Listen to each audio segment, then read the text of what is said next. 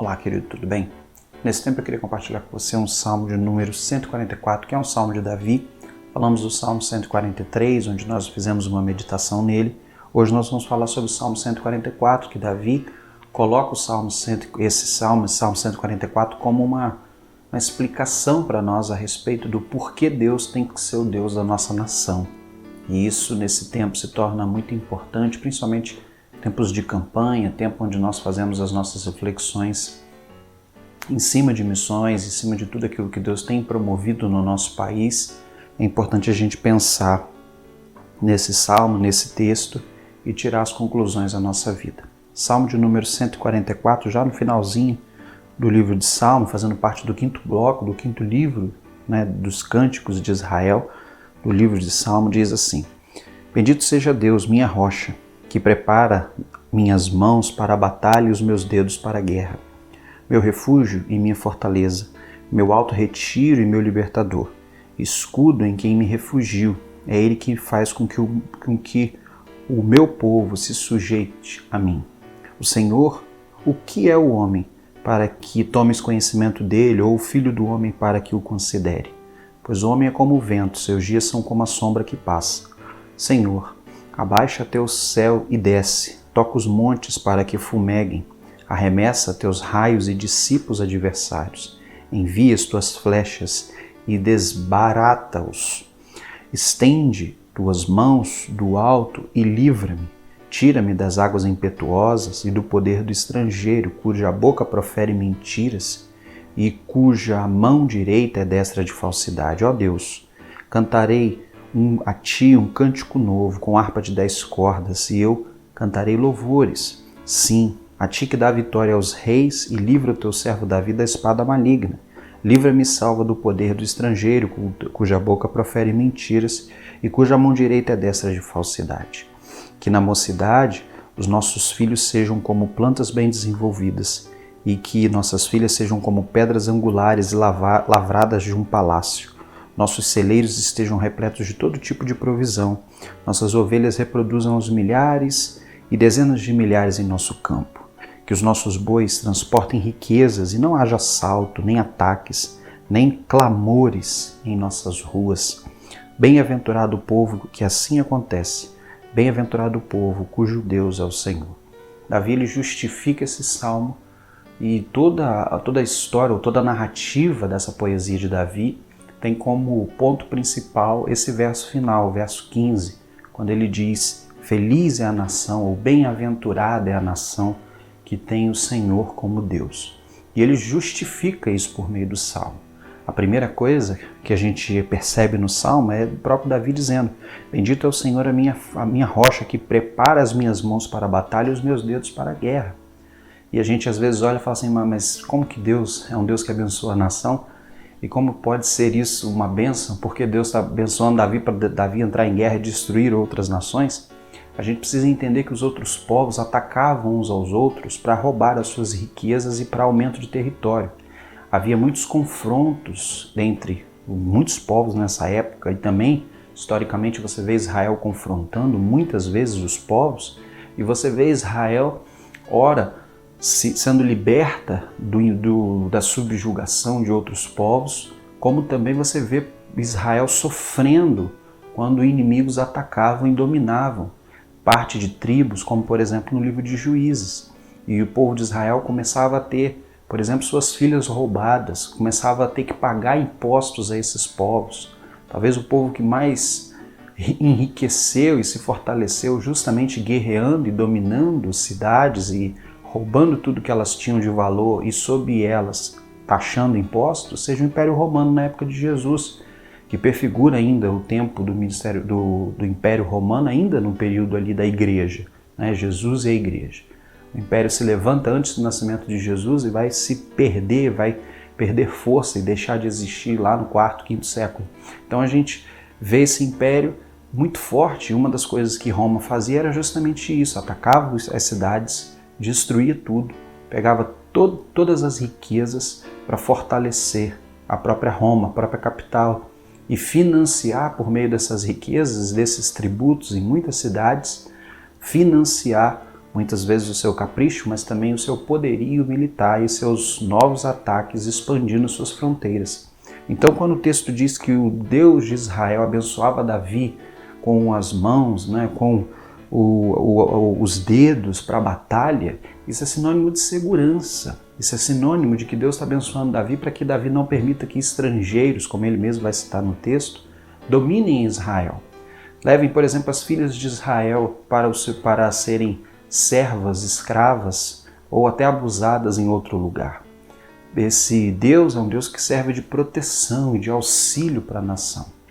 Assim como também é o próprio Deus que tem todo o conhecimento e que traz diretriz a nós como seres humanos como o que fazer, o proceder. E o próprio padrão divino, por excelência, é uma forma de nós administrarmos a nossa vida para o bem social. Se você for olhar todos os mandamentos divinos, tudo aquilo que Jesus Cristo ensinou no Novo Testamento, todo esse bloco de ensinos e maravilhas que Deus nos revela por meio da sua palavra, tem como fundamento, como propósito, que a nossa vida seja uma vida abençoadora, que seja uma vida que abençoe a vida do nosso próximo, seja uma vida que as minhas ações elas são respeitosas e amáveis à vida do outro. E isso faz com que a sociedade seja melhor. É justamente quando não pensamos assim que nós violamos e que nós transgredimos todas as leis que competem ao nosso país. A transgressão de uma lei, muitas vezes, ela está diretamente ligada a você ser tão egoísta e tão egocêntrico ao ponto de você não respeitar a liberdade e não dar importância ao seu próximo, a um vizinho, a um condutor, a um pedestre, não é? E assim por diante, ao povo em geral. Então, Deus sempre nos ensina que o coletivo precisa precisa ser respeitado, precisa ser cuidado, gerenciado por meio das minhas ações pessoais. E quem ensina isso? O próprio Deus. Deus é um Deus de conhecimento, como Davi mesmo vai dizer. Os seres humanos não podem nem lhe oferecer conhecimento porque são somente criaturas. Mas o Senhor é um Deus que tem a capacidade e o poder de gerenciar uma nação. Como? Com os valores, com os princípios, com o povo se inclinando a Deus e buscando fazer a vontade de Deus. E o texto continua, e quando o povo faz isso, Deus abençoa. Deus faz com que a nação seja próspera. E já falamos em reflexões passadas aqui no canal que a prosperidade não é ruim. Deus não é um Deus contra a prosperidade. Mas Deus não a promete a qualquer custo, de qualquer forma, ou como um ideal de vida. Mas Deus sim, Deus nos dá muito mais do que nós precisamos. E essa é uma verdade absoluta. Mas Deus é um Deus que deseja cuidar de coisas muito mais importantes. Por exemplo, como ele diz, que na nossa mocidade os nossos filhos sejam como planta desenvolvida e que as nossas filhas sejam como pedras angulares e lavradas em um palácio, ou seja, essas pedras ornamentais que são colocadas no palácio no lugar de destaque.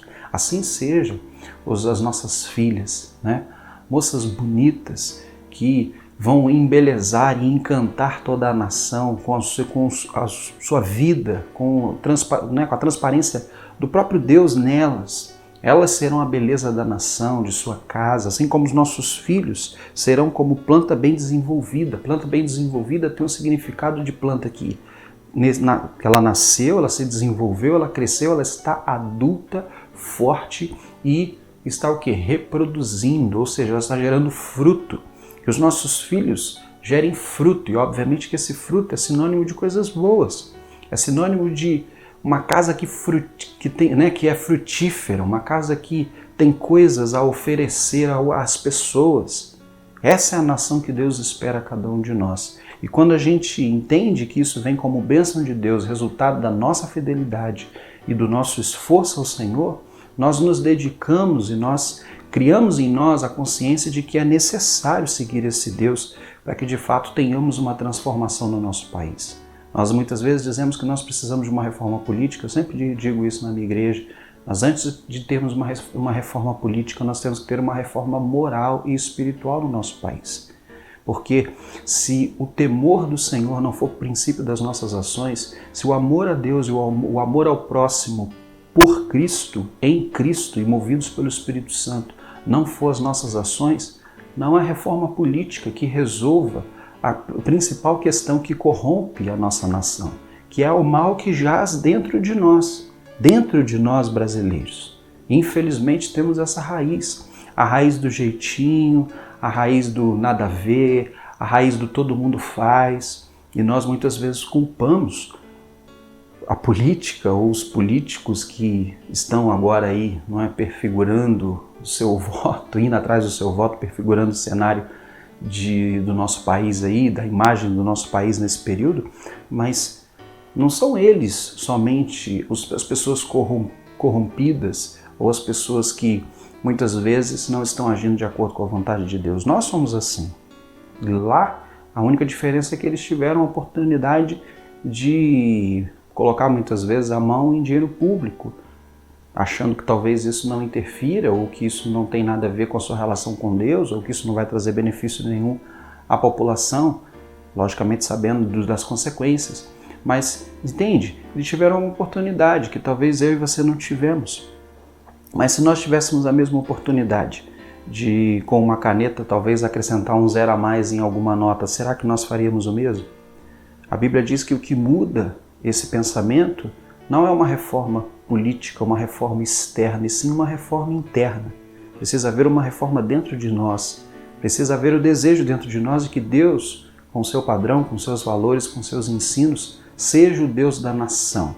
E isso precisa ser alvo para nós. Primeiro, na nossa vida. Eu preciso provar como cristão e como brasileiro que eu desejo que Deus seja o Deus da minha nação a partir daquilo que eu faço. Para que isso sirva de exemplo, sirva de pregação, sem ser verbal, de anúncio a respeito dos valores de Cristo, para que de fato as pessoas sejam transformadas no nosso país. E a partir disso, eu consiga contagiar as outras pessoas a fazer também com que Deus seja de fato o Deus da nossa nação, para que de fato a nossa nação consiga ser feliz.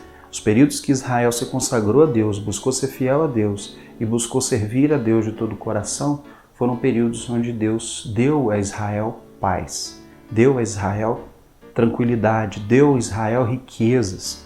E muitas vezes quando Israel se inclinou, por exemplo, à idolatria, esqueceu a Deus, fez tudo que era errado, e muitas coisas ligadas à religiosidade antiga eram até difíceis de acreditar. Por exemplo, haviam sacrifícios de se matar o primeiro filho numa casa dentro das religiões de Canaã. Muitas coisas absurdas aconteciam em Israel e às vezes a gente não entende porque Deus permitia Israel ser escravizado por outras nações. Mas essa permissão era justamente uma permissão para chamar a atenção do povo, falar, olha, vocês buscaram isso pelas atitudes que vocês plantaram. E nós brasileiros também estamos muitas vezes colhendo por ações e atitudes que todos nós praticamos, não só muitas vezes política, mas todos nós muitas vezes nos corrompemos por voto, muitas vezes votamos porque queremos que o deputado faça algo, isso e aquilo por nós, e esquecemos que todos precisam de um bom gerenciamento dos recursos públicos para o nosso país se desenvolver. Então, a gente precisa pensar como Deus, precisa ser servo de Deus em todas as nossas condutas, no nosso padrão de comportamento, no nosso ensino, na nossa forma de viver, para que de fato a nossa vida represente Cristo e de fato vá causando transformação no nosso país. É assim que Deus deseja fazer a transformação no nosso Brasil e a gente clama para que isso aconteça. E o último desafio é que a gente ore para que a gente consiga de fato desenvolver esse pensamento na cabeça do povo, porque o povo precisa de Deus. E sem Deus, infelizmente, não haverá a reforma que nós esperamos no nosso país. Vamos orar? Deus, nós te agradecemos e pedimos que o Senhor nos ajude, como mensageiros teus, a proclamar a verdade de que o Senhor é Deus, os teus valores são perfeitos, são igualitários, são respeitosos, são amáveis e farão com que todas as pessoas, ó Deus, sejam respeitadas, sejam, ó Deus, cuidadas pelo Senhor e pelos recursos que o Senhor há de dar à nossa terra. Sabemos, ó Deus, que toda ó Deus, a bênção está contigo e sabemos que o Senhor é quem nos ensina a gerenciar todas as coisas. E clamamos que seja, ó Deus, os teus valores, os teus princípios a dirigir os nossos passos e dirigir também a nossa nação, tanto pela liderança como nós, ó Deus, o teu povo e todos os brasileiros, ó Deus, sejam dirigidos pelos teus valores e princípios para que experimentemos um Brasil diferente. Que consigamos levar essa mensagem às pessoas, principalmente nesses momentos de campanha, onde são prometidas tantas coisas, mas é esquecido que a primeira coisa que temos é temer ao Senhor, porque nós prestaremos conta de tudo ao Senhor no final da nossa vida. Que tenhamos, ó Deus, a nossa consciência tranquila, a nossa mente tranquila diante do Senhor, não em sermos perfeitos, mas em saber que todas as nossas ações sempre foram com o intento e com o ideal de respeitar ao Senhor, de amar ao Senhor e de cuidar do nosso próximo como a nós mesmos. Nós oramos, ó Deus, e clamamos no nome de Jesus. Amém. Amém, querido. Deus abençoe sua vida, em nome de Jesus.